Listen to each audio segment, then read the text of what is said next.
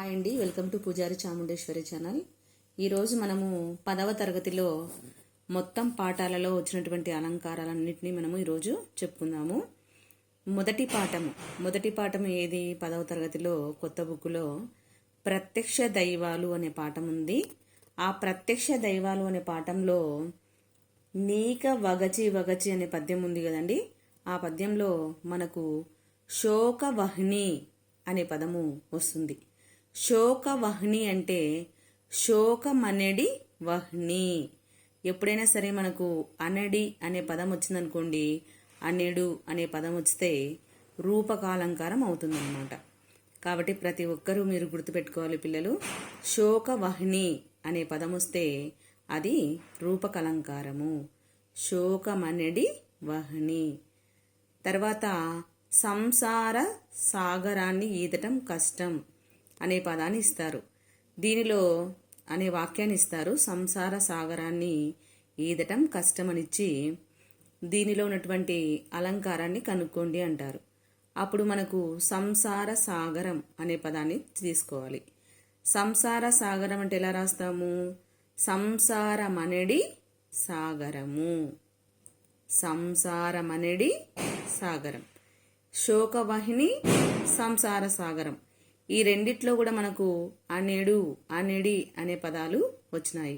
కాబట్టి ఈ రెండు కూడా మనకు రూపక అలంకారం కిందికి వస్తుంది.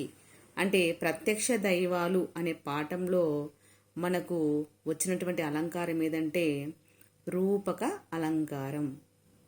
తర్వాత ప్రభుత్వం రైతులపై దయావర్షం కురిపించింది. ప్రభుత్వము రైతులపైన దయావర్షం కురిపించింది అనే వాక్యాన్ని ఇస్తారు. దీనిలో మనం గుర్తించుకోవాల్సినటువంటి పదం ఏదంటే దయావర్షం. దయావర్షం అంటే ఎలా రాస్తాము? దయ అనెడు వర్షం. దీంట్లో కూడా అనెడు వచ్చింది కదా. కాబట్టి మనకు ప్రత్యక్ష దైవాలు అనే పాఠంలో వచ్చే అలంకారం ఏదంటే రూపక అలంకారం. మొట్టమొదట మనకు వచ్చేది రూపక అలంకారం అన్నమాట. తర్వాత రెండవ పాఠం ఏది? బతుకు గంప. రెండవ పాఠం ఏది? బతుకు గంప.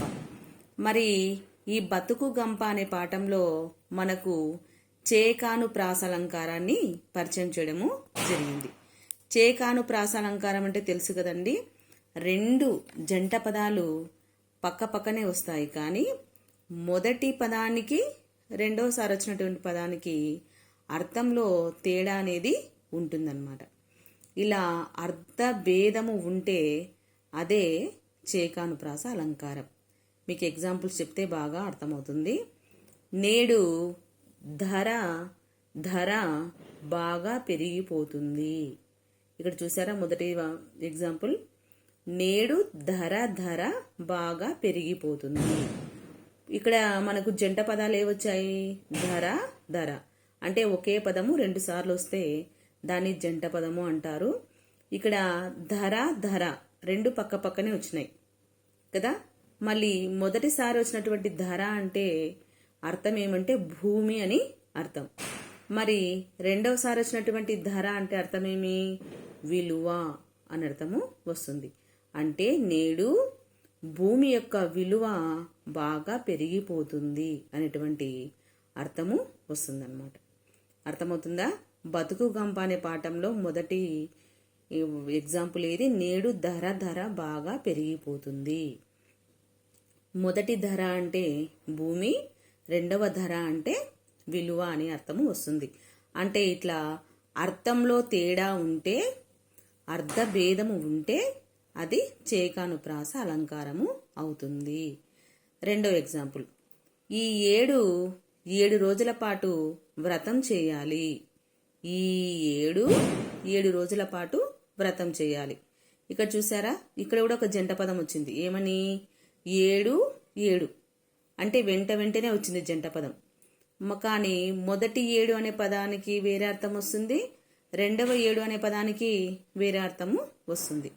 మొదటి 7 అంటేమి? 7 అంటే సంవత్సరము అనేటువంటి అర్థం వస్తుంది. తర్వాత రెండవ 7 అంటే ఏమర్థం వస్తుంది? మనకు తెలుసు కదండి, 1 2 ఉంటాయి కదా, సంఖ్య.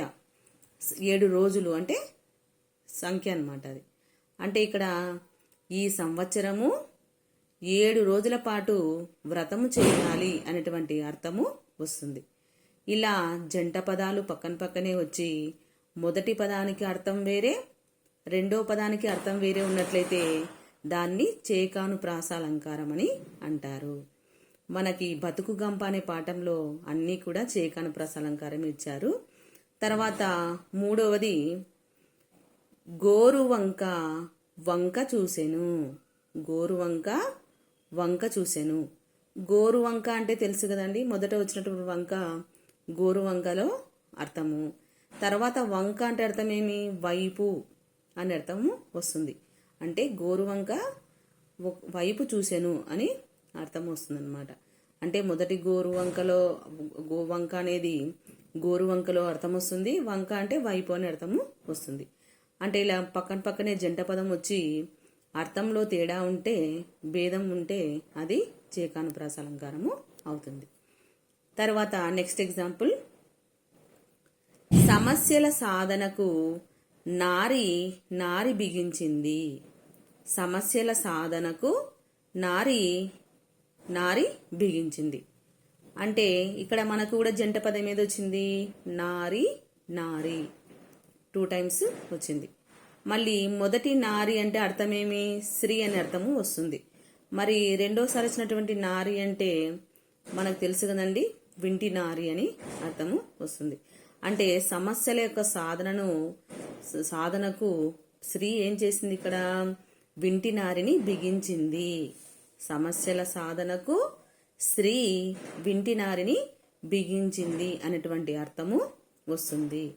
తర్వాత సుందర దరహాస రుచులు. ఇక్కడ కూడా చూసారా, సుందర దరహాస రుచులు. ఇక్కడ కూడా మనకి జంట పదం మీద వచ్చింది ధర. మొదటి ధర అనే దానికి అర్థమేమి? అది సుందర అనేటువంటి సుందర అనే పదం ఉంది కదా, ఆ పదంలోనేటువంటి ఒక భాగం అన్నమాట. తర్వాత దరహాసము అంటే చిరునవ్వులుగా ఉన్నటువంటి పదంలో అదొక భాగం. ఇలా సుందర దరహాస ఈ రెండిట్లో కూడా పక్కన పక్కనే ధర అనే అర్థం వచ్చినప్పటికీ, పదం వచ్చినప్పటికీ, సుందర అంటే అందమైన, దరహాసము అంటే చిరునవ్వు, ఇట్లా మనకు పక్కన పక్కనే వచ్చిన ఈ ధరకు ఆ ధరకి అర్ధభేదం అనేది ఉంది కాబట్టి అది కూడా మనకు ఏమవుతుంది? చేకానుప్రాసాలంకారమే అవుతుంది. తర్వాత రాజా నీది శుభంకరకరము. రాజా నీది శుభంకరకరము. ఈ వాక్యంలో మనకు కర అనే పదాలు జంట పదాలు వచ్చాయి. ఇక్కడ శుభంకర అంటే శుభంకరలో అదొక భాగము. తర్వాత వచ్చిన కరం అంటే ఏమి? చేయి అని అర్థము వస్తుంది. ఇలా అర్ధభేదము ఉంటే అది చేకానుప్రాసాలంకారము అవుతుంది. తర్వాత ఆ కొమ్మ వంచి పూలు కోసెను. ఆ కొమ్మ ఏం చేసింది? కొమ్మ వంచి పూలు కోసెను. ఇక్కడ కూడా మనకి జంట పదం వచ్చింది కొమ్మ కదా. మళ్ళీ మొదటి కొమ్మ అంటే స్త్రీ అని అర్థం వస్తుంది. రెండవ కొమ్మ అంటే చెట్టు కొమ్మ అనే మీనింగ్ అర్థం వస్తుంది అనమాట. అంటే ఇక్కడ మొదటి దానికి వేరే అర్థం ఉంది, రెండవ దానికి వేరే అర్థం ఉంది. జంట పదము పక్కన పక్కనే వచ్చింది. ఇలా అర్ధభేదము ఉండి జంట పదాలు వస్తే దానిని చేకానుప్రాసాలంకారం అని అంటారు.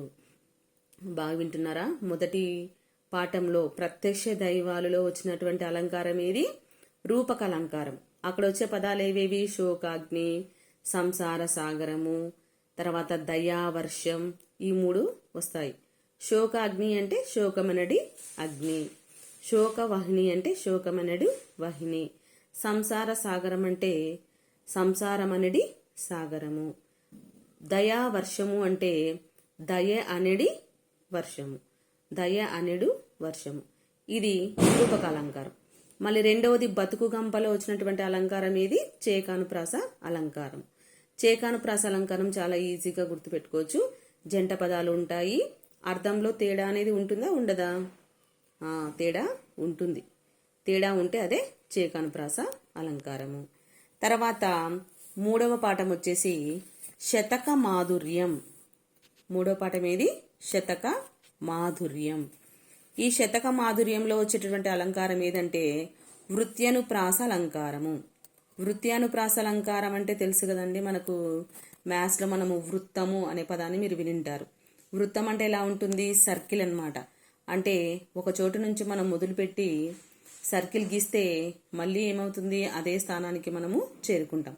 అంటే రౌండ్గా ఒక చక్రం లాగా ఉంటుంది. అలాగనే మనకు ఇక్కడ వృత్యానుప్రాస అలంకారం అంటే ఒకటి కంటే ఎక్కువ హల్లులు మళ్ళీ మళ్ళీ వస్తూ ఉంటాయి. ఒకటి కంటే ఎక్కువ హల్లులు అంటే తెలుసు కదా, కానుండి బండిరా వరకు ఉన్నటువంటి అక్షరాలు మళ్ళీ మళ్ళీ వస్తూ ఉంటాయి.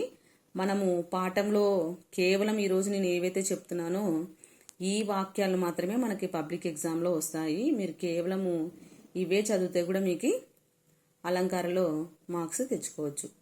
శతక మాధుర్యంలో వచ్చేది ఏమంటే భేరిక దాండద డాండ దాండ నినంచొంబుల జాండము నిండ అనే వాక్యం ఉంది. ఇక్కడ చూసినారా, మనకి డా డా అనే పదము వచ్చిన అక్షరమే మళ్ళీ మళ్ళీ వచ్చింది. తర్వాత దా అనే అక్షరం కూడా మళ్ళీ మళ్ళీ వచ్చింది. అంటే ఇక్కడ మనకి ఒకటి కంటే ఎక్కువ హల్లులు అన్నాను కదా, కాబట్టి ఒకటి కంటే ఎక్కువ హల్లులు, ఇంకోటి బా కూడా వచ్చింది మనకి కదా. కాబట్టి ఇలా ఒకటి కంటే ఎక్కువ హల్లులు మళ్ళీ మళ్ళీ పునరావృతం అవుతూ ఉంటే దానిని వృత్యానుప్రాస అలంకారము అని అంటారు. నెక్స్ట్ ఎగ్జాంపుల్ చూడండి. అక్షర జ్ఞానము లేని నిరక్షర కుక్షి ఈ క్షితిలో ప్రత్యక్షముగా కష్టముల పాలగును. ఈ వాక్యంలో కూడా చూడండి, క్ష అనే అక్షరము మళ్ళీ మళ్ళీ వచ్చింది కదా. తర్వాత రా అనే అక్షరం కూడా మళ్ళీ మళ్ళీ వచ్చింది. అంటే ఒకటి కంటే ఎక్కువ హల్లులు మళ్ళీ మళ్ళీ వస్తూ ఉంటాయి. ఇలా వస్తే దానినే మనము వృత్యానుప్రాస అలంకారం అని అంటాము. తర్వాత ఇది కాదది అనియు, అది కాదిది అనియు, ఇది అదియు వదిలి ఎదియో పదరున్ వదలని ముదముల బొదులగా వదపడి చెదరి ఎడదే హరిహర నాద. ఈ దీంట్లో కూడా చూడండి, మనకి వచ్చిన హల్లులే మళ్ళీ మళ్ళీ వచ్చాయి. ది అనేది ఎన్ని చోట్ల వచ్చింది కదా. తర్వాత నా వచ్చింది. వచ్చిన అక్షరాలే మళ్ళీ మళ్ళీ వచ్చినాయి. వచ్చిన హల్లులే మళ్ళీ మళ్ళీ వచ్చినాయి. ఇంకా ఏ వచ్చినాయి? ఏ వచ్చింది, హా వచ్చింది. ఇలా ఒకటి కంటే ఎక్కువ అంటే ఎన్ని రావాలి? ఎన్నైనా రావచ్చు. ఒకటి కంటే ఎక్కువ అంటే 2 రావచ్చు, 3 రావచ్చు, 4 రావచ్చు, ఎన్నైనా రావచ్చు. ఇలా వచ్చిన అక్షరాలే హల్లులు మళ్ళీ మళ్ళీ వస్తూ ఉంటే దానినే ఏమంటారు? వృత్యానుప్రాస అలంకారం అని అంటారు. మళ్ళీ ఒకసారి చెప్తాను చూడండి. మొదటి పాఠము ప్రత్యక్ష దైవాలలో రూపకలంకారం ఉంటుంది. బతుకు గంప అనే పాఠంలో చేకానుప్రాస అలంకారము ఉంటుంది. తర్వాత శతక మాధుర్యంలో వృత్యానుప్రాస అలంకారము వస్తుంది. ఈ శతక మాధుర్యంలోనే ఏ అలంకారం వస్తుందని చెప్పాను? వృత్యానుప్రాస అలంకారం అన్నాను కదా. దీనిలోనే ఇంకొక ఎగ్జాంపుల్ చెప్పుకుందాము. 1,00,000 భక్ష్యములు భక్షించే లక్ష్మయ్యకు ఒక్క భక్ష్యము లక్ష్యమా.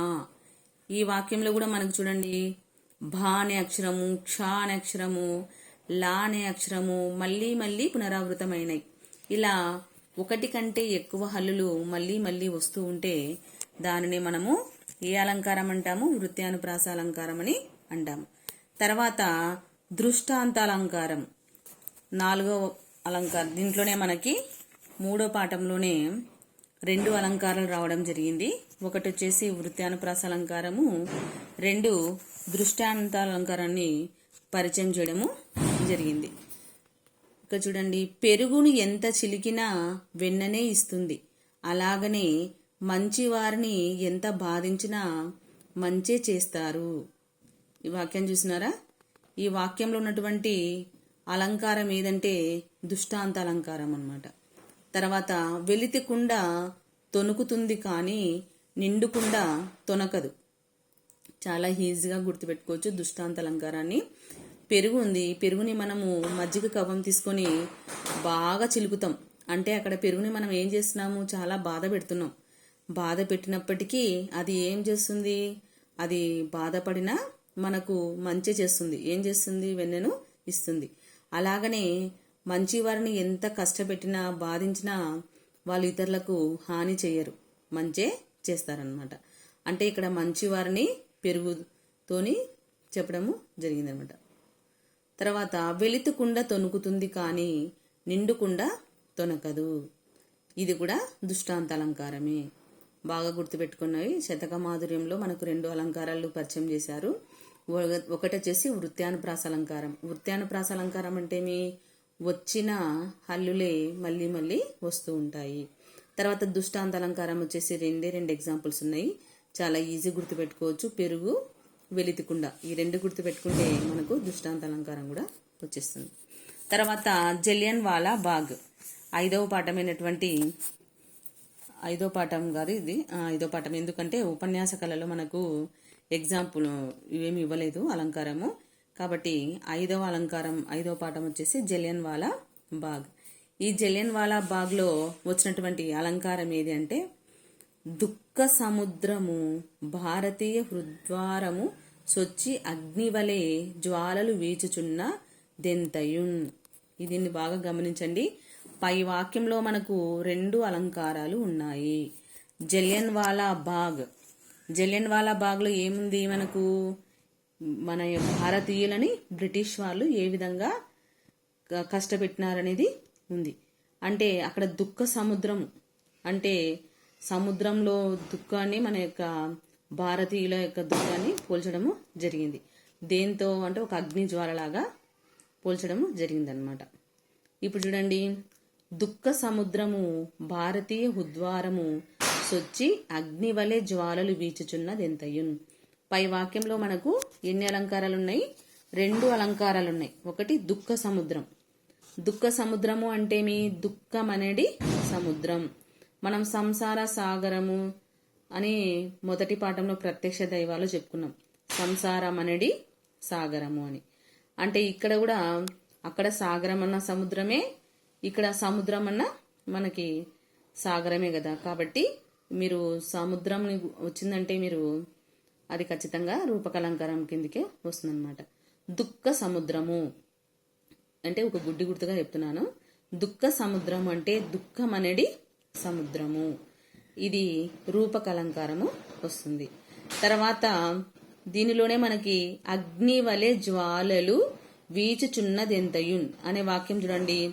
వలె అనే పదం వచ్చింది. అగ్ని వలె జ్వాలలు వీచుచున్నది అన్నాడు. మనకు మీకందరికీ తెలిసినది ఉపమా అలంకారము అంటే పోలిక చెప్పబడుతుంది కదా. ఏమని ఇక్కడ జ్వాలలని అగ్నితోని పోల్చడము జరిగిందనమాట. అగ్ని జ్వాలలు అంటే ఇక్కడ భారతీయుల యొక్క బాధని అగ్నితోని పోల్చడము జరిగింది. కాబట్టి ఇక్కడ పోలిక చెప్పబడింది. అందులో వలె అనే పదం వచ్చింది కాబట్టి ఇది ఉపమాలంకారము అవుతుందన్నమాట. అర్థమవుతుందా? జలియన్ వాలా బాగ్లో వచ్చినటువంటి అలంకారాలు వచ్చేసి 2. ఒకటి రూపక అలంకారము, 2 ఉపమా అలంకారము. దుఃఖ సముద్రం వస్తే దుఃఖం అనేది సముద్రం కాబట్టి రూపక అలంకారం రాయండి. అదే గాని మనకి అగ్ని వలె జ్వాలలు వీచుచున్నది అని ఉందనుకోండి, ఆ వాక్యానికి వస్తే మనకి పోలిక చెప్పబడింది కాబట్టి ఇది ఉపమా అలంకారం అని రాయండి. తర్వాత మనకి నెక్స్ట్ పాఠం 6వ పాఠం వచ్చేసి ప్రకృతి సందేశము. ప్రకృతి సందేశం. ప్రకృతి అంటేనే ఎలా ఉంటుంది? చాలా న్యాచురల్గా ఉంటుంది. న్యాచురల్ అంటే ఉన్నది ఉన్నట్టు చెప్తామన్నమాట. ఒక మనిషి యొక్క స్వభావం ఎలా ఉంటుంది అంటే మనము ఉన్నది ఉన్నట్టు చెప్తాం కదా. అలాగనే ప్రకృతి కూడా ఇక్కడ ఈ పాఠంలో మనకు ప్రకృతి అనేది ఎలా ఉంటుంది, ఆ ప్రకృతిలో ఉన్నటువంటి పక్షులు, తర్వాత జంతువులు అన్నీ, ఇంకా మేఘాలు, గాలి, ఇవన్నీ ఎలా ఉన్నాయి అనేది మనకు కవి ఉన్నది ఉన్నట్టు చెప్పడము జరిగిందనమాట. కాబట్టి ప్రకృతి సందేశము అనే పాఠం వస్తేనే మీకు ఈజీగా స్వభావోక్తి అలంకారం అనేది గుర్తు రావాలి. ఎందుకంటే ప్రకృతి యొక్క స్వభావం అని గుర్తుపెట్టుకోండి. ఈ పాఠంలో గుసగుసలతో కొమ్మపై నివసించి ముక్కులానించు లకుముకి పిట్ట దంపతులు. ప్రకృతిలో ఏముంటాయి? పక్షులు ఉంటాయి, పిట్టలు కదా. కాబట్టి మీకు ఈ పిట్ట, లకుముకి పిట్ట అనే పదం కనిపించింది అనుకోండి, మీరు స్వభావోక్తి అలంకారం అని ఈజీగా గుడ్డి గుర్తు పెట్టేసుకోవచ్చు. పై ఉదాహరణలో లకుముకి పిట్టలు కొమ్మ కొమ్మ పైన నివసిస్తూ గుసగుసలాడుతూ ముద్దాడుతున్నాయి అనే విషయాన్ని మనకి ఇక్కడ కవి ఏం చేసినాడు, ఉన్నది ఉన్నట్టు చెప్పడము జరిగింది. కాబట్టి దీనిని స్వభావోక్తి అలంకారం అని అంటారనమాట. అర్థమవుతుందా? ప్రకృతి సందేశం చాలా ఈజీగా గుర్తుపెట్టుకోవచ్చు. ప్రకృతి అంటేనే స్వభావం. ప్రకృతి చాలా ఉన్నది ఉన్నట్లు ఉంటుంది కదా న్యాచురల్గా. కాబట్టి నేచర్ అంటాం. ప్రకృతి అంటేనే నేచర్. నేచర్ అంటే మేము మామూలుగా న్యాచురల్గా ఉంటుంది అంటాం. కాబట్టి ఈ స్వభావోక్తి అలంకారం అని గుర్తుపెట్టుకోవచ్చు. తర్వాత జీవని అనే పాఠం. మనకి ఇంతవరకు పాత టెక్స్ట్ బుక్లో క్రమ అలంకారము అనేది మనకు అసలుకి పరిచయం చేయలేదండి. కొత్తగా ఈ అలంకారాన్ని పెట్టడం జరిగింది.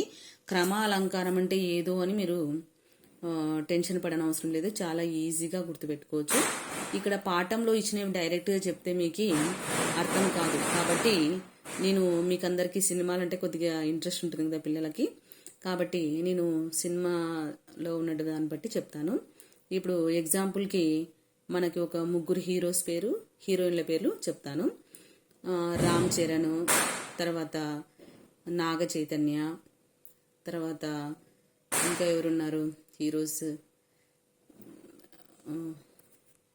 రామ్ చరణ్, తర్వాత వచ్చేసి నాగ చైతన్య, తర్వాత వరుణ్ తేజ్ అంటే ఫిదా సినిమాలో ఉన్నాడు కదా, అతని పేరు వరుణ్ తేజ్ అనుకుంటున్నా. ముగ్గురు అనమాట. హీరోయిన్స్ పేరు వచ్చేసి మనకు ఉపాసన, తర్వాత సమంత, తర్వాత లావణ్య త్రిపాఠి. అర్థమవుతుందా? రామ్ చరణ్, నాగ చైతన్య, వరుణ్ తేజ్. హీరోయిన్స్ పేర్లు వచ్చేసి ఉపాసన, తర్వాత సమంత,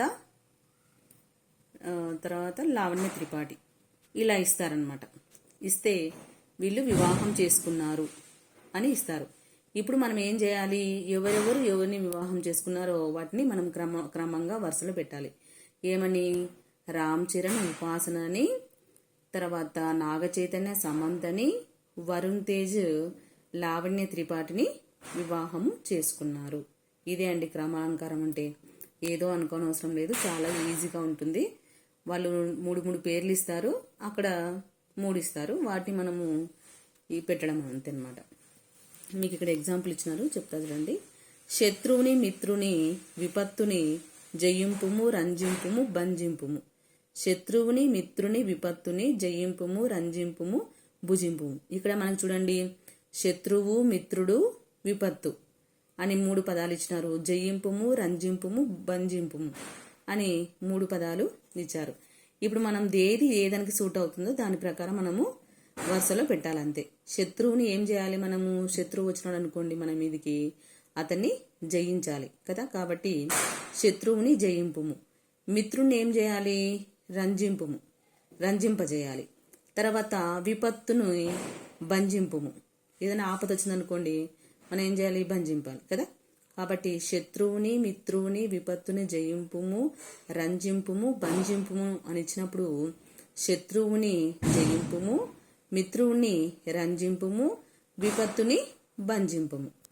తర్వాత లక్షణం ఎలా మళ్ళీ చెప్తానండి. వస్తు క్రమాన్ని పాటిస్తూ అదే వరుస క్రమంలో అన్వయాన్ని చెప్పడాన్ని క్రమాలంకారం అని అంటారు. మళ్ళీ ఒకసారి చెప్తా చూడండి. వస్తు క్రమాన్ని పాటిస్తూ ఉండాలి, అదే వరుస క్రమంలో అన్వయాన్ని చెప్పడాన్ని క్రమాలంకారం అని అంటారు. గజకచ్చప మూషికంబులు వనజల బిలంబులందు ప్రవేశించాలి. వింటున్నారా? గజ కచ్చప మూషికంబు. గజ కచ్చప మూషికంబులు వనజల బిలములందు ప్రవేశించాయి. ఇక్కడ మనకి గజ అంటే గజము, కచ్చప అంటే కచ్చప, తర్వాత మూషికము అంటే మూషికం. ఇక్కడ గజ అంటే మీ ఏనుగు, గజ అంటే ఏనుగు, కచ్చపము అంటే మీ తాబేలు, మూషికం అంటే మీ ఎలుక. అర్థమవుతుందా? గజ అంటే గజము, గజము అంటే మీ ఏనుగు, కచ్చపము అంటే మీ తాబేలు, మూషికము అంటే మీ ఎలుక. ఇక్కడ అవి ఉండే స్థావరాలని చెప్పడము జరిగింది. గజము అంటే మీ ఏనుగు అని చెప్పాను. మళ్ళీ ఏనుగు ఎక్కడ ఉంటుంది? వన అంటే మీ వనములో, అడవిలో ఉంటుంది. తర్వాత కచ్చప అన్నము. కచ్చప అంటే మీ తాబేలు. తాబేలు ఎక్కడ ఉంటుంది? జల. జల అంటే మీ జలము అంటే మీ నీటిలో ఉంటుంది. మూషికము అంటే మీ ఎలుక. ఎలుక ఎక్కడ ఉంటుంది? రంధ్రంలో. రంధ్రం అంటే మీ బిలంలో ఉంటుంది. అర్థమవుతుందా? ఇక్కడ మనకి ఏం చేసినారు? 3 జంతువుల పేర్లు ఇచ్చారు, 3 అవి ఉండే స్థావరాల పేర్లు ఇచ్చారు. వాటిని మనము వరుస క్రమంలో ఏదానికి ఏది సరిపోతుందో క్రమంగా పెడితే అదే క్రమాలంకారము అవుతుంది. చూసారా? గజము అంటే ఏనుగు. ఏనుగు ఎక్కడుంటుంది? అడవిలో ఉంటుంది. అడవి కాబట్టి వనము.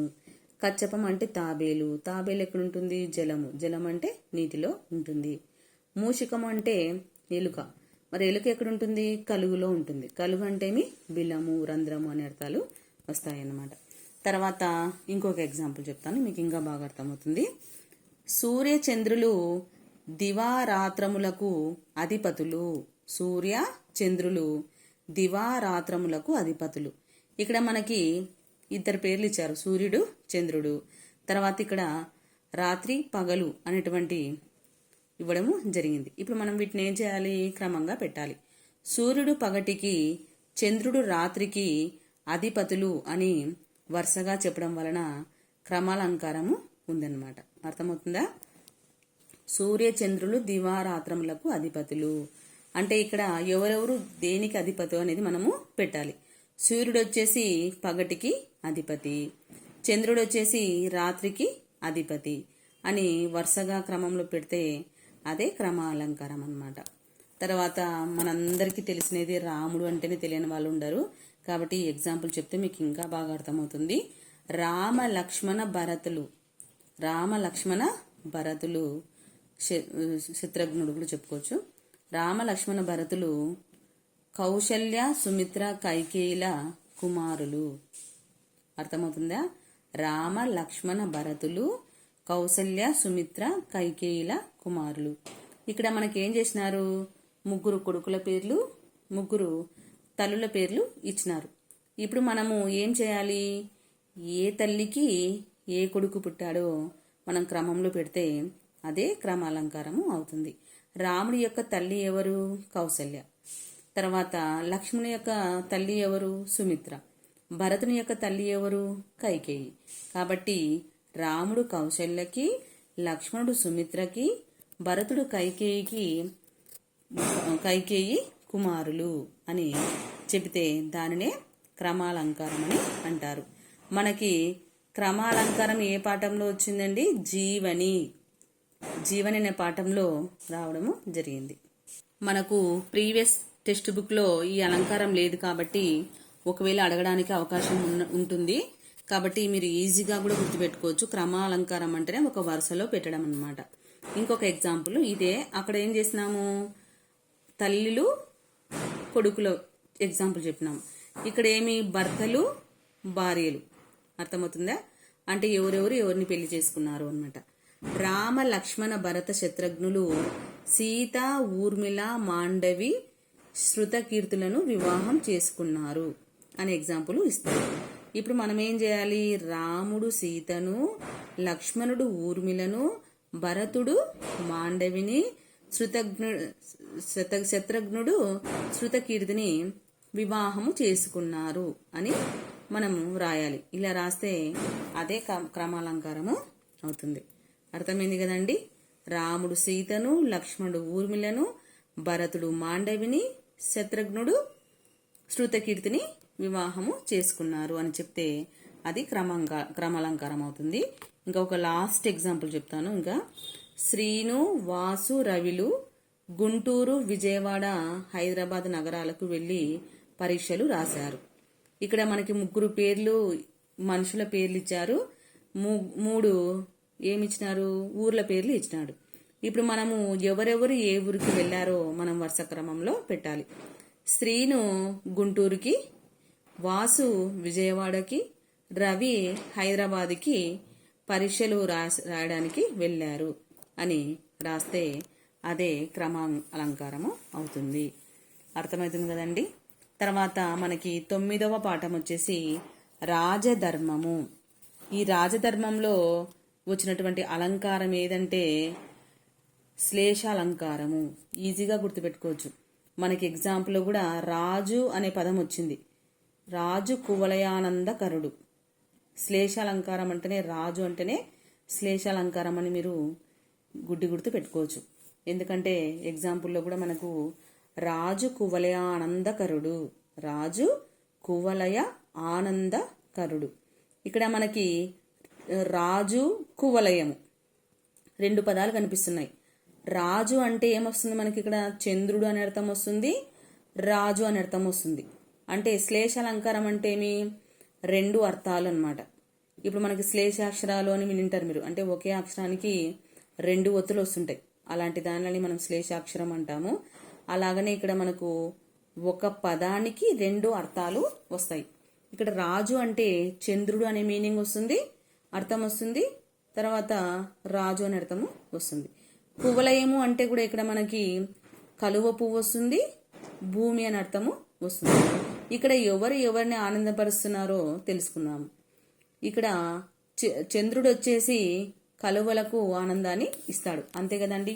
చంద్రుడు రాత్రిపూట వస్తేనే ఆ యొక్క వెన్నెలకు కలువ పూలు వికసిస్తాయి. అంటే ఇక్కడ చంద్రుని యొక్క రాకతో కలువలు వికసించి కలువలకు ఆనందాన్ని ఎవరిస్తున్నారు? ఇక్కడ చంద్రుడు ఇస్తున్నాడు. కాబట్టి చంద్రుడు కలువలకు ఆనందాన్ని ఇస్తాడు, రాజు భూమికి ఆనందాన్ని ఇస్తాడు. ఇక్కడ కువలయం అంటే 2 అర్థాలని చెప్పినాను కదా. ఒకటి కలువ పువ్వు వస్తుంది, ఒకటి భూమి అని అర్థము వస్తుంది. తర్వాత రాజు అంటే చంద్రుడు అని అర్థం వస్తుంది, రాజు అని అర్థం కూడా వస్తుంది అనమాట. ప్రభువు, రాజు అంటే తెలుసు కదా, ప్రభువు అలా అనమాట. కాబట్టి ఇక్కడ చంద్రుడు కలువలకు ఆనందాన్ని ఇస్తున్నాడు, రాజు భూమికి ఆనందాన్ని ఇస్తున్నాడు, అంతే కదండి. ప్రజలను రాజు బాగా కాపాడితే ఆ యొక్క పరిపాలన బాగా ఉంటే ప్రజలంతా కూడా ఆనందంగా ఉంటారు. కాబట్టి ఇక్కడ రాజు అంటే ప్రభువు, చంద్రుడు అని అర్థం వస్తుంది. కువలయం అంటే భూమి, కలువ పువ్వు అని అర్థం వస్తుంది. ఇలా విభిన్న అర్థాలు కలిగిన పదాలు వాక్యంలో ప్రయోగిస్తే దానిని శ్లేషాలంకారం అని అంటారు. అర్థమవుతుందా? శ్లేష అలంకారం అంటే ఏమీ లేదు, మనకు విభిన్న అర్థాలు కలిగిన పదాలు వాక్యంలో ప్రయోగించడం అన్నమాట. అర్థమైందా?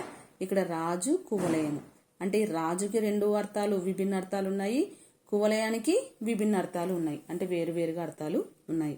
రాజు అంటే ప్రభువుకి చంద్రుడికి చాలా తేడా ఉంది కదండి, సేమ్గా లేదు. కాబట్టి అలాగనమాట. ఇక్కడ కువలయం అంటే భూమి, కలువ పువ్వు, ఈ రెండిటికి కూడా చాలా తేడా ఉంది. కాబట్టి ఇట్లా విభిన్నమైన అర్థాలు కలిగిన పదాలను వాక్యంలో ప్రయోగిస్తే దానిని శ్లేషాలంకారం అని అంటారు. తర్వాత ఇంకొక ఎగ్జాంపుల్ చెప్తాను దీనికి, శ్లేషాలంకారానికి. మిమ్ము మాధవుడు రక్షించుగాక. మిమ్ము మాధవుడు రక్షించుగాక. మిమ్ము మాధవుడు రక్షించుగాక అంటే దీనిలో మాధవుడు అంటే ఎవరు? విష్ణుమూర్తి. అంటే మిమ్మల్ని విష్ణుమూర్తి కాపాడుగాక అని అర్థం వస్తుంది. అదే గాని మిమ్ము ఉమాధవుడు రక్షించుగాక, మిమ్ము మూల ఏముంది? ఊ ఉంది. ఉమాధవుడు, ఉమాధవుడు. ఉమా అంటే ఎవరు? పార్వతీదేవి. ధవుడు అంటే ఎవరు? భర్త. అంటే పార్వతీదేవి యొక్క భర్త అయినటువంటి ఆ పరమశివుడు మిమ్మల్ని రక్షించుగాక అనేటువంటి అర్థము వస్తుంది. చూసారా ఇక్కడ? మిమ్ము మాధవుడు రక్షించుగాక అంటే మిమ్మల్ని ఆ విష్ణుమూర్తి రక్షించుగాక అని అర్థం వస్తుంది. అదే మిమ్ము, మూలో ఏమొస్తుంది? ఊ అనే అక్షరము దాగి ఉంది. అంటే మిమ్ము ఉమాధవుడు రక్షించుగాక. ఉమా అంటే పార్వతీదేవి యొక్క, ధవుడు అంటే పార్వతీదేవి యొక్క భర్త అయినటువంటి ఆ యొక్క పరమశివుడు మిమ్మల్ని రక్షించుగాక. అంటే ఇక్కడ చూడండి 2 అర్థాలు వస్తున్నాయి. అంటే విష్ణుమూర్తి మిమ్మల్ని రక్షించుగాక, శివుడు మిమ్మల్ని రక్షించుగాక.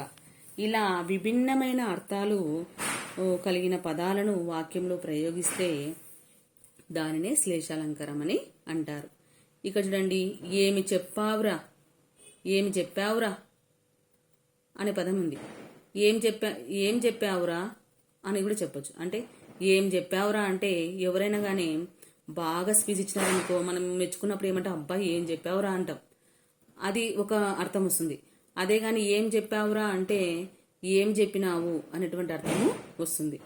మనకి ఒక సినిమాలో కూడా ఇది డైలాగ్ ఉంది, సునీల్ గారు అంటాడు అదనమాట. ఏమి చెప్పావురా అంటే మనకి ఇక్కడ ఏం చెప్పావు అని ప్రశ్నించినట్లు ఉంటుంది, అక్కడ వాళ్ళని బాగా చెప్పినావు అని మెచ్చుకున్నట్టు ఉంటుందన్నమాట. ఇలా విభిన్న అర్థాలు ఒకే వాక్యంలో ప్రయోగిస్తే దాన్నే మనము శ్లేషాలంకారం అని చెప్పొచ్చు. నీవేళ వచ్చెదవు, నీవు ఏల వచ్చెదవు, నీవేళ వచ్చెదవు, ఇలా 2 అర్థాలు వస్తే దాన్ని ఏమంటారు? శ్లేషాలంకారం అని అంటారు. తర్వాత యమక అలంకారం. యమక అలంకారం ఇక్కడ చూసినారా? యమక అలంకారం అంటే తెలుసు కదండి. ఇక్కడ కూడా మనకి జంట పదాలు వస్తాయి, కానీ జంట పదాల మధ్యన ఇంకొక పదము అడ్డంగా ఉంటుంది. ఇక చూడండి, మానవ నీ ప్రయత్నం మానవ. ఈ యమక అలంకారం కదండి, దీనిలో మానవ మానవ అనే 2 జంట పదాలు వచ్చినాయి, కానీ ఆ రెండింటిని విడదీసి మధ్యన యముడులాగా ఒక పదం వస్తుందన్నమాట. యముడు మనం విడదీస్తుంటారు కదా చంపేసి, అలా గుర్తుపెట్టుకోవచ్చు. ఏమే మానవ నీ ప్రయత్నం మానవ, మానవ మానవ అనే జంట పదం మధ్యన నీ ప్రయత్నం అనేటువంటి ఒక పదము వచ్చిందనమాట. ఇలా వస్తే దాన్ని యమకాలంకారం అంటారు. యముడు అంటే మామూలుగా చంపేస్తుంటాడు కదండి, విడదీస్తుంటాడు కదా, అలాగా జంట పదాల మధ్యన విడదీసినట్టు ఉంటుందన్నమాట. అది గుడ్డి గుర్తు. నీ దేహంలో సందేహం ఉందా? ఇక్కడ కూడా చూడండి, సందేహం సందేహం, నీ దేహంలో సందేహం ఉందా. ఇక్కడ కూడా దేహం దేహం అనే జంట పదం ఉంది కదా, వాటి మధ్యలో మనకి లోసం అనే ఒక, అంటే దీనిలో లో దానిలో సం అట్లా మధ్యన వస్తే అది యమకాలంకారం అవుతుంది. పెరుగు తింటే పెరుగుతారు. ఇక్కడ చూడండి, జంట పదం పెరుగు పెరుగు అనే పదాలు వచ్చాయి, కానీ వాటి మధ్యన తింటే అనే పదము వచ్చింది. ఇలా జంట పదాల మధ్యన వేరే పదం వస్తే దానిని యమకాలంకారం అని అంటారు. మనకి యమకాలంకారం వచ్చిందంటే ఈ 3 వస్తాయి. మానవ నీ ప్రయత్నం మానవ, నీ దేహంలో సందేహం ఉందా, పెరుగు తింటే పెరుగుతారు. తర్వాత 10వ లెసన్ కన్యాశుల్కం. ఈ కన్యాశుల్కంలో వచ్చే అలంకారం వచ్చేసి ఉత్ప్రేక్ష అలంకారం. ఉత్ప్రేక్ష అంటేనే తెలుసు కదండి, ఊహ ప్రధానంగా ఉండే అలంకారమే ఉత్ప్రేక్ష అలంకారము. ఈ ఉత్ప్రేక్ష అలంకారంలో మనకి ఏమేమి ఎగ్జాంపుల్స్ ఇచ్చారంటే, ఈ వెన్నెల పాల వెల్లియో అన్నట్లు ఉంది. మీకు ఒకటే ఒక గుడ్డి గుర్తు, ఉత్ప్రేక్ష అలంకారం అంటే అన్నట్లు అనే పదము వస్తుంది. ఆ అన్నట్లు కనిపించిందంటే ఊహ అన్నమాట. ఊహ అంటే మీ ఉత్ప్రేక్ష. ఈ వెన్నెల పాలవెల్లియో అన్నట్లు ఉన్నది. ఆకాశంలో కాటుకను వర్షిస్తున్నట్లుంది. ఆకాశంలో కాటుకను వర్షిస్తున్నట్లు ఉంది. ఆ ఏనుగు నడుస్తున్న కొండ అన్నట్లు ఉంది. చూడండి, అన్నిట్లో అన్నట్లు అన్నట్లు అన్నట్లు కదా. ఇలా అన్నట్లు అనే పదం కనిపిస్తే మీరు ఉత్ప్రేక్ష అలంకారము పెట్టేయచ్చు. తర్వాత ఎక్స్ట్రాగా కొన్ని చెప్తాను. ఆ తాడు పామ అన్నట్లు ఉన్నది. ద్రౌపది చేతిలోని వెంట్రుకలు నల్లని తాచు పాము అన్నట్లు అనిపించాయి. ద్రౌపది చేతిలోని వెంట్రుకలు ఎలా ఉంటాయి? నల్లని తాచుపామ అన్నట్లు అనిపించాయి. ఈ చీకటి చక్రవాక పక్షుల విరహాగ్నియ అన్నట్లు ఉంది. ఈ 3 ఎగ్జాంపుల్స్లో కూడా మనకు అన్నట్లు అనే పదం వచ్చింది కదా. మళ్ళీ అన్నట్లు అనే పదం వస్తే ఉత్ప్రేక్ష అలంకారం అని ఈజీగా పెట్టేసేయండి. తర్వాత యుద్ధ విజేత. 11వ పాఠం ఏదంటే యుద్ధ విజేత. ఈ యుద్ధ విజేతలో వచ్చే అలంకారం వచ్చేసి అతిశయోక్తి అలంకారము. అతి అంటేనే ఏమి? ఎక్కువ చేసి చెప్పడం. ఉన్నది ఉన్నట్లు చెప్తే స్వభావోక్తి. ఈ స్వభావోక్తి అలంకారానికి వ్యతిరేకమైనటువంటి అలంకారం ఏది అంటేనే అతిశయోక్తి అలంకారం అని చెప్పొచ్చు. ఎందుకంటే స్వభావోక్తి అలంకారం అంటే ఉన్నది ఉన్నట్లు చెప్తాము, అతిశయోక్తి అలంకారం అంటే గోరంతను కొండంత చేసి చెప్తామన్నమాట. మా నూతిలో నీళ్లు పాతాళానికి చేరాయి. మా నూతిలో నీళ్లు పాతాళానికి చేరాయి. ఎక్కడ కూడా నూతిలో నీరు ఎండిపోతే కిందికి పోతాయి కానీ పాతాళానికి పోతాయా? పోవు కదా. అంటే ఇక్కడ ఏం చేసినారు? ఎక్కువ చేసి చెప్పినారు, గోరంతని కొండంత చేసి చెప్పినారు. సముద్రపు అలలు ఆకాశాన్ని తాకుతున్నాయి. సాధారణంగా సముద్రంలో అలలు అనేటువంటివి ఆటుపోట్లు వస్తూ ఉంటాయి. ఎక్కువగా అమావాస్య పౌర్ణమికి అలలు అనేటువంటివి చాలా ఎక్కువగా వస్తుంటాయి. ఎంత పెద్ద పెద్ద అలలు వచ్చినా అవి ఆకాశాన్ని తాకుతాయా? తాకవు. అంటే ఏమి అంత పెద్దగా వచ్చినాయని చెప్పడానికి మనము అక్కడ ఆకాశాన్ని తాకుతున్నాయి అని చెప్తాం. అంటే ఇక్కడ కూడా మనం ఏం చేస్తున్నాము, ఎక్కువ చేసి చెప్తున్నాం. ఉన్నదానికంటే ఎక్కువ చేసి చెప్తే అది మనకు అతిశయోక్తి అలంకారము అవుతుంది. పిటి ఉష గాలి కంటే వేగంగా పరిగెత్తింది అంటే పిటి ఉష రన్నింగ్లో బాగా ఫాస్ట్గా పరిగెత్తుతుందని చెప్పడానికి మనము ఇక్కడ గాలి కంటే ఎక్కువ అని చెప్తున్నాం. ఎవ్వరు కూడా గాలి కంటే ఎక్కువ వేగంగా పరిగెత్తలేరు. ఎందుకంటే గాలి అనేది ఎప్పుడు కూడా మనకంటే ఎక్కడికి పోతే అక్కడ గాలి ఉంటుంది. కాబట్టి ఆడ మనము గోరంతను కొండంత చేసి చెప్పాము. కాబట్టి ఇది కూడా అతిశయోక్తి అలంకారం అన్నమాట. యుద్ధ విజేతలో వచ్చే అలంకారం ఏది? అతిశయోక్తి అలంకారం. తర్వాత యుద్ధ విజేతలోనే మనకి ఇంకొక అలంకారాన్ని ఇచ్చారు. అది లాటానుప్రాస అలంకారము. లాటానుప్రాస అలంకారము అంటే ఇక్కడ కూడా మనకి ఏమొస్తాయంటే జంట పదాలు వస్తాయి. మనకి ముఖ్యంగా 3 అలంకారాలకి జంట పదాలు ఉంటాయి. ఒకటి చేకానుప్రాస అలంకారము, లాటానుప్రాస అలంకారము, యమకము. యమకములో మాత్రం మీకు ఈజీగా గుర్తుపెట్టుకోవచ్చు.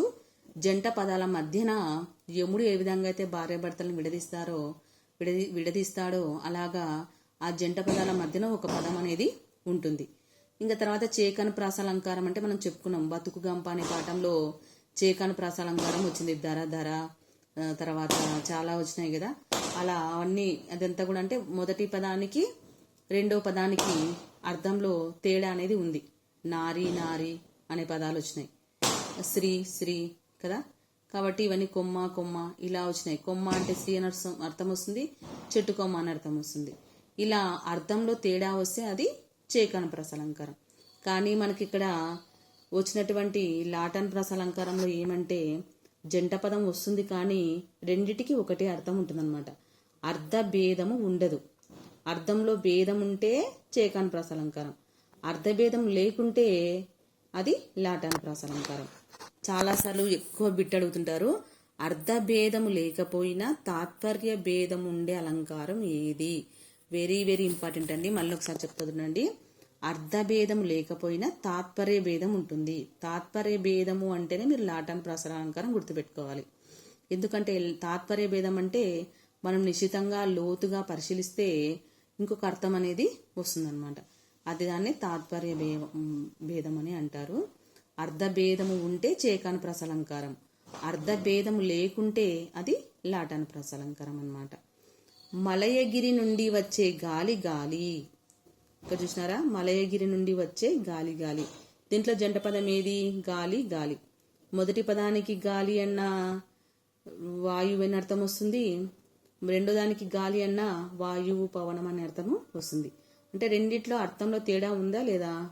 వెరీ గుడ్, అర్థంలో తేడా లేదు. కాబట్టి ఇది లాటానుప్రాస అలంకారం. అమ్మ చూపించే ప్రేమ.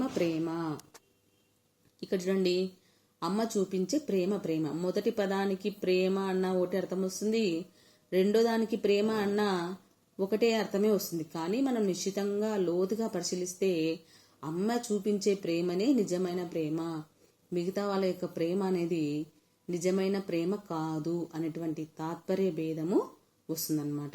పైన కూడా అంతే. మలయగిరి నుండి వచ్చే గాలి అంటే మనకు సాధారణంగా చూసుకుంటే గాలి అంటే పవనము వాయువు అని అర్థం వస్తుంది. రెండో దానికి కూడా పవనము వాయువు అని వస్తుంది. కానీ మనం నిశితంగా లోతుగా పరిశీలిస్తే ఆ మలయగిరి కొండల నుంచి వచ్చే గాలే నిజమైన గాలి, మిగతా గాలి కాదు అనేటువంటి తాత్పర్య భేదము ఈ యొక్క వాక్యాలలో ఉందన్నమాట.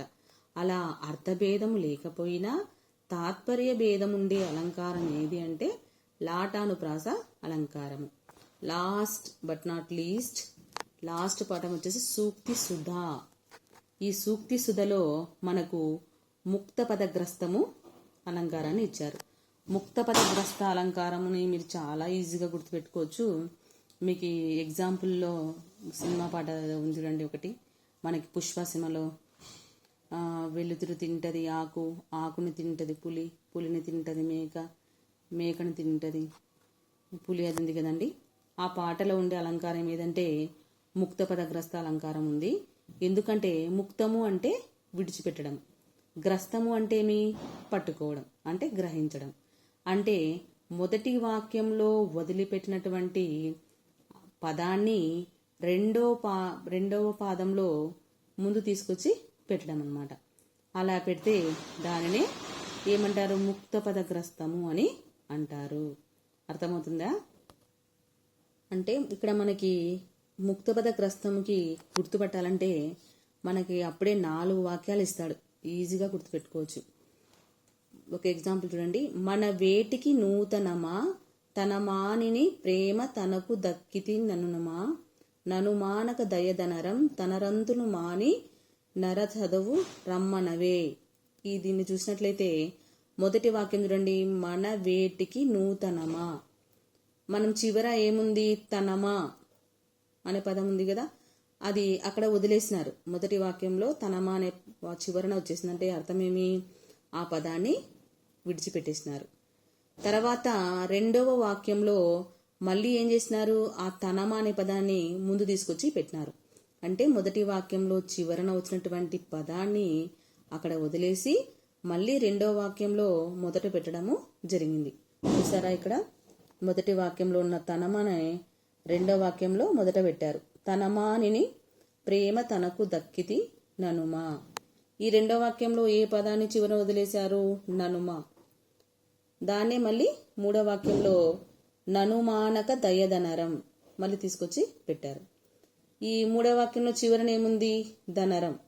అదే నాలుగవ వాక్యంలో మళ్ళీ ధనరం ముందుకు తీసుకొచ్చి పెట్టారు. ఇలా ఒక పదాన్ని ఒక వాక్యంలో చివర వదిలిపెట్టి రెండవ వాక్యంలో మళ్ళీ మొదట పెట్టేస్తే అదే ముక్తపదగ్రస్తము. ముక్తపదగ్రస్తం అప్పుడే మనకు 4 వాక్యాలు ఉంటుంది, ఈజీగా గుర్తుపెట్టచ్చు. ఇంకో ఎగ్జాంపుల్ రండి. సుదతి నూతన మదన మదనాగ తురంగ పూర్ణ మణిమయ సదన సదనామయ గజరదన రదనాగేంద్ర నిభ కీర్తి రసనరసింహ. ఈ వాక్యంలో చూడండి, మొదటి వాక్యంలో మదన అనే వాక్యాన్ని వదిలిపెట్టారు, రెండో వాక్యంలో మళ్ళీ మదనని తీసుకొచ్చి పెట్టారు. మళ్ళీ రెండో వాక్యంలో చివరన ఏముంది, సదన ఉంది. మళ్ళీ ఆ సదన అనే పదాన్ని మూడో వాక్యంలో మొదట తీసుకొచ్చి పెట్టారు. మూడో వాక్యంలో చివరన ఏముంది, రదన ఉంది. ఆ రదన అనే పదాన్ని మళ్ళీ నాలుగో వాక్యంలో మొదట పెట్టారు. ఇలా ఒక పదాన్ని విడిచిపెట్టడము పట్టుకోవడం ఇలా పెడితే దాన్ని ముక్త పదగ్రస్తము అని అంటారు. ముక్తము అంటే విడిచిపెట్టడము, గ్రస్తము అంటే గ్రహించడం. ఇలా విడిచిపెట్టి ఒక పదాన్ని మళ్ళీ పట్టుకొచ్చి మొదట పెడితే అది ముక్త పదగ్రస్తము. విన్నారు కదండి. ఈ వీడియో కానీ మీరు చూసినారంటే అలంకారాలను ఖచ్చితంగా మీరు మార్క్స్ వస్తాయి. ఇవి తప్ప, నేను చెప్పిన వాక్యాలు తప్ప వేరేవి మీకు ఎగ్జామ్లో రావండి, ఇవే వస్తాయి. కాబట్టి చదవండి. మొదటి పాఠంలో అలంకారం తెలుసు కదా, రూపక అలంకారము, రెండో చేకన్ ప్రాస అలంకారం, అలా గుర్తుపెట్టేసుకోండి, చాలా ఈజీగా నేర్చుకోవచ్చు. బాయ్ అండి.